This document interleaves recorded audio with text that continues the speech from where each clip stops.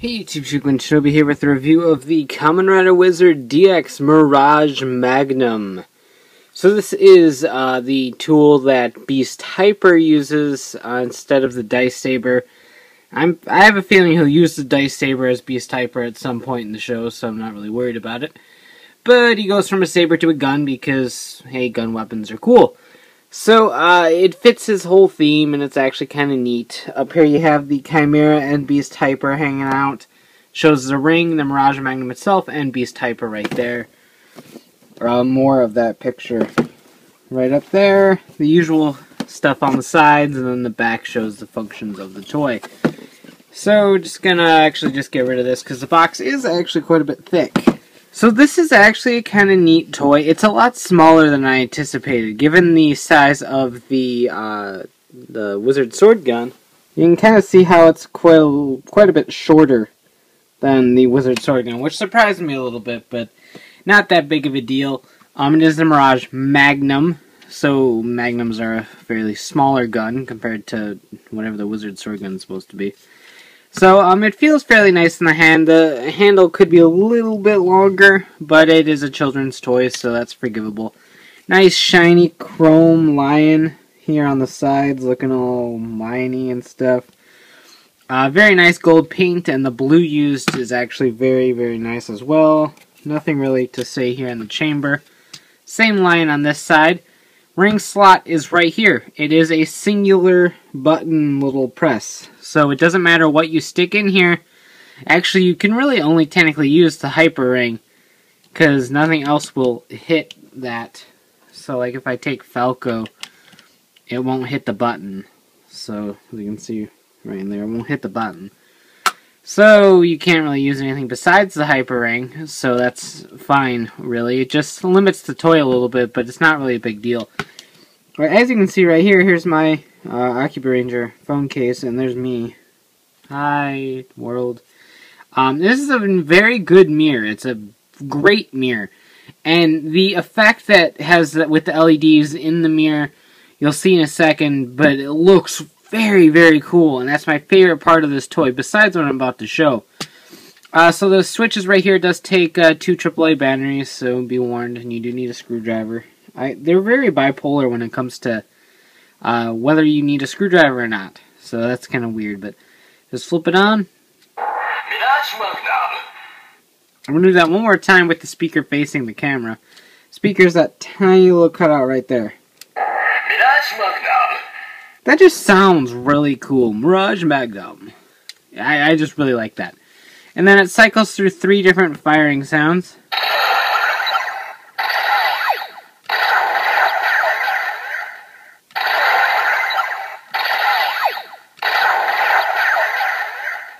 So pretty neat. They do sound nice. The sound quality isn't that bad. Given how the speaker is very tiny and only on one side, I was expecting a little bit more muffled. But it's not that bad, particularly when you have it facing you. So nothing really happens when you're shooting it. There's no lights or anything while you're shooting. Everything is in the hyper ring. So here is the hyper ring itself right here, looking pretty hyper-y, if you know what I mean. I don't know what I'm saying. But it's the same size as a normal Beast ring, however, with a big honking thing at the bottom of it. So yeah, same basic design. You got the gold lion in there, blue head jewel thing. It is colored blue, just like the Mirage Magnum itself. And then the mouth opens up, and then it allows the button to be hit in there. So you keep it closed for the transformation, which we'll do in a second. And the features in like the Dice Saber and stuff, and then you open it for the Mirage Magnum Strike. There we go. So just kind of pop that on and lock in. Hyper. Magnum Strike.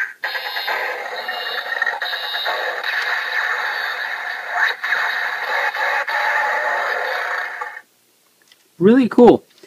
That's all it does. There isn't any like alterations or anything, but I am gonna show the LED in here, so let's line this up. Hyper. And so can you see the lion in there? I think that's incredible. It shows up a lot better in person than it does Magnum Strike.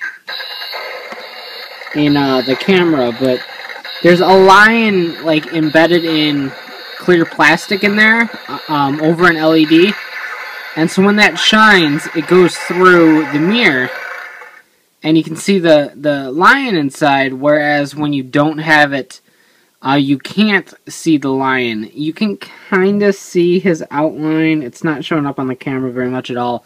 But in person, if you look really close, you can see the outline of the lion in the plastic under good light. But I just love the concept of basically a hidden thing inside of this mirror and the lion being there. That, I think, is absolutely incredible. So that actually makes this quite a cool toy. Now, of course, the Beast, or the Hyper Ring here, has functionality in every single Wizard toy we have. So let's go ahead and get that going.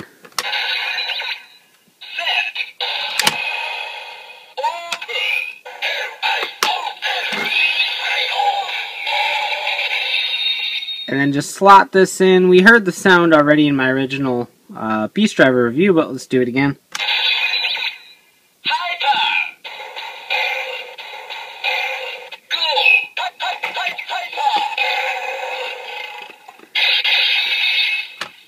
And then Hyper's associated Kick Strike. Kick Strike. Go. Hyper Mix.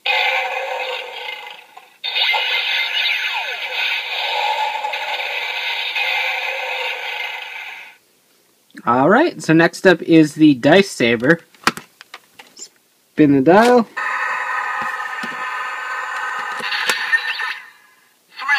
Hyper.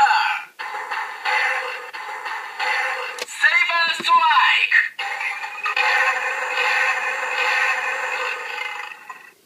So you get Hyper and then the lion roars, because Hyper is a lion-based form, so, well, Beast is too, but yeah, you get what I mean.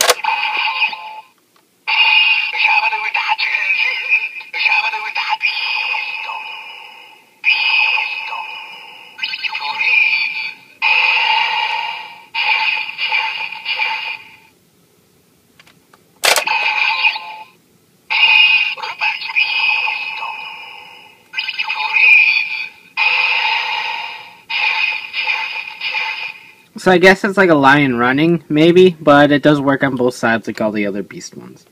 And then finally we have the WizarSwordGun.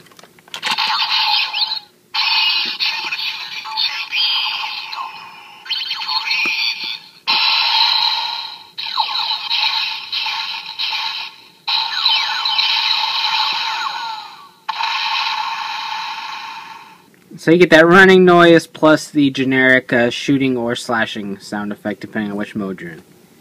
So the Mirage Magnum is actually a pretty cool toy. When I first got it out of the package, I was kind of underwhelmed because it is fairly small and you couldn't read the other Beast rings. The Hyper ring itself is huge. It's like super tumor. And it just was kind of off-putting to me, but the more I held it, the more I played with it, the more I liked it. The chrome lion on the side is absolutely awesome looking, and the design of the gun itself is really neat. The mirror on top does look kind of out of place and weird. It kind of ends up looking like it has two different ring slots, which isn't the case, obviously. But I love the hidden lion inside of the mirror that you don't really see until that LED goes off. And I think that is kind of a nice little element of surprise, I guess. Something along the lines of that. I just think that's a really cool aspect of the weapon. Yeah, I kind of wish it could read the other Beast rings too, just because it would add a little bit more play value to this. But given the circumstances of the toy, I understand what they were going for. It is kind of cheap. It's only about $30 or so. I think Amiyami was like $27.50 or something for this, so not that much at all. Actually, the WAP Beast figure is more expensive than this. So it's not that expensive of a deluxe roleplay toy. So if you're a fan of Beast Hyper and want his weapon, then by all means pick it up. If you really want the Wizard Ring, then you can get that too. Through this, however, the Hyper Ring will be available in Candy Toy and Gashapon sets later on down the line. So if you don't want the Mirage Magnum, there will be other ways to get the Wizard Ring. But like I said, there are elements of this toy that I really like, so I think because it is so cheap compared to most deluxe roleplay weapons, I do recommend picking it up. But unless you're like a super Beast fan, then it's probably a pretty easy skip. But that lion bit just really gets me. I do love that. So you can check out ShukenShinobi.com for the latest updates on my reviews and hauls. And of course, check out Riders, Rangers, and Rambles, the podcast bringing the latest token news in the craziest way possible.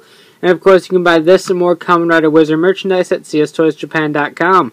So take care and have a great one. Bye.